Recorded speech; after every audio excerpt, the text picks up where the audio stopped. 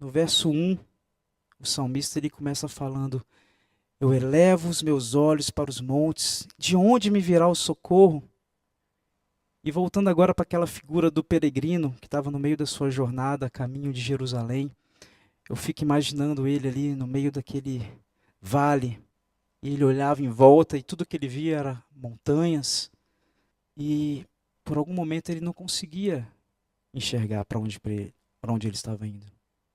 É como se todos os desafios em volta dele tivesse obstruído a visão dele. Como se tudo que ele estava vendo era montanhas de medo. Mas aí ele se lembra, no verso 2, o meu socorro vem do Senhor que fez o céu e a terra. O meu socorro vem do Senhor que fez o céu e a terra.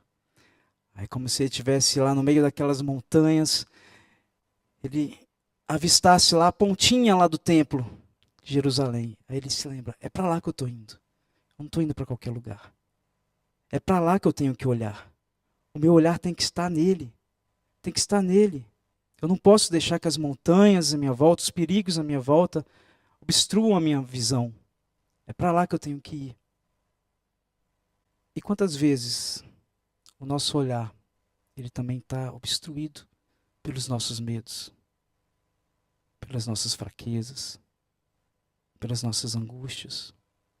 Quantas vezes tudo que nós vemos em nossa volta são montanhas de insegurança, montanhas de problemas, talvez são dívidas, montanhas de dívidas que você não sabe como pagar, problemas familiares que você não sabe como resolver. E aqui o salmista te lembra, não olha para as montanhas, olha para o seu caminho, para o templo que é onde Deus está. Isso me lembra também um texto que nós estudamos segunda-feira, que está em Mateus 14, 22, que conta uma história, uma das histórias mais incríveis da Bíblia, que os discípulos, eles tinham se despedido de Jesus e eles estavam indo no barco, no meio da noite, quando de repente uma tempestade começou e aquelas ondas gigantes e eles começaram a lutar pela vida e aquela coisa terrível, até que de repente eles olham ali no meio da escuridão e vem um homem andando por sobre as águas. E o texto diz que os discípulos ficaram com medo, achando que era um fantasma. E aí Jesus fala, não tenham medo, sou eu. Então, Pedro, o mais corajoso, né? O mais bocudo, como diz a Gorete, Pedro fala, Senhor, se for o Senhor, faça com que eu ande sobre as águas também. E Jesus fala, venha. E aí ele se enche de fé, se enche de coragem e ele vai. E ele começa a andar sobre as águas. Ele começa a ver o milagre acontecer, o impossível acontecer. Mas o texto diz que Pedro, por algum instante, ele olha para as ondas gigantes, ele repara na tempestade, ele repara no vento, e ele começa a sentir medo. E nisso ele começa a afundar.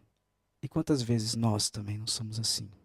Nós começamos cheio de fé, nós começamos cheio de coragem, e andamos, vemos o impossível acontecer, vemos os milagres do Senhor, mas durante alguns instantes nós mudamos o nosso foco, nós desviamos o nosso olhar de Jesus e olhamos para as adversidades e a gente começa a afundar.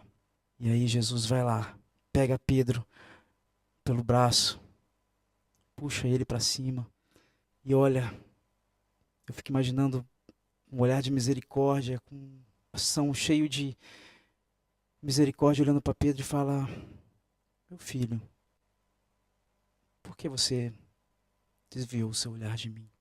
Cadê a sua fé? Por que você perdeu a sua fé? Confie em mim. Eu sou o seu socorro. Eu sou o único. Olha para mim. Olha para mim. Não olhe as adversidades. Não olhe para a sua pequenez. Não olhe para os seus pecados. Não olhe para a maldade dos outros que talvez está te afligindo. Olhe para mim, mantenha o seu olhar em mim e caminhe em minha direção nessa jornada da vida. E é isso que o Senhor, Ele quer falar para mim e para você hoje. Independente da situação que você esteja vivendo, da circunstância que você esteja vivendo, mantenha o seu olhar nele, porque Ele é o seu socorro.